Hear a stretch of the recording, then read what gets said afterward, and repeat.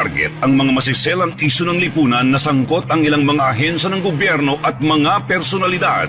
Hihimayin ang iba't ibang mga isyu, balita at usapin. Puntirya ang mga tiwali at ilalantad ang mga mali sa pamahalaan. Walang sasantukin. Tamaan na ang tamaan. Kung salot ka sa bayan, sapul ka ni Rex Cayano sa Target On Air. Napanood ho natin doon po sa Senate hearing ho mga kaibigan at umatind ho doon yung controversial na laging laman ho sa mga social media ay yung dating actress na si Maricel Soriano at sinundo pa ho siya ni SRP. Siguro marami ho mga pinikula na nagkasama ho sila sa isang trabaho mga kaibigan at lumutang ho siya ron.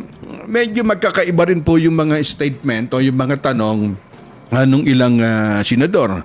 Kagaya ho doon sa paglutang na yun, kumbaga kinumpronto agad ho siya ni Senator Bato de la Rosa. At tinatanong ko, meron ho siyang kaugnay ho doon. Ang problema ho kasi, sino ho bang vlogger ang nag-expose po nito? Di ba mas mainam siguro siya ho yung imbitahan o isa ho doon sa resource person. Diyan ho sa pagdinig na yan Panatilihing masaya ang paglilibang. Magtakda na oras at limitahan ang gastos sa paglalaro. Huwag magsugal kung nalulungkot. Huwag hayaang makasira ng buhay at pamilya. Para sa impormasyon ukol sa responsible gaming, tumawag lamang sa hotline number 02-8404-0171 o bisitahin ang www.casinofilipino.ph. Isang mensahe mula sa PAGCOR. Gambling is for 21 years old and above only. Keep it fun. Game responsibly.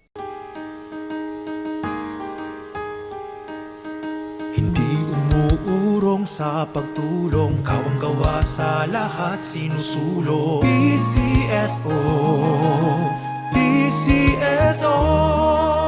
Hindi umuurong sa pagtulong ang PCSO.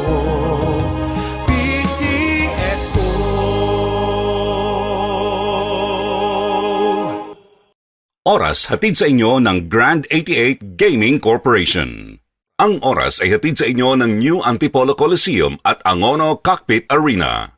Sumainyo ang isa na namang makabuluhang edisyon ng Target On Air. Kasama si Rex Cayano. Abangan muli bukas alas 3 hanggang alas 4 ng hapon. Kung salot ka sa bayan, ikaw ang isusunod ni Rex Cayano na Target On Air. Nangunguna sa balita, impormasyon, musika, komentaryo at serbisyo publiko. Ito ang DZME 1530. Una sa kanan, ang himpilang may paninindigan.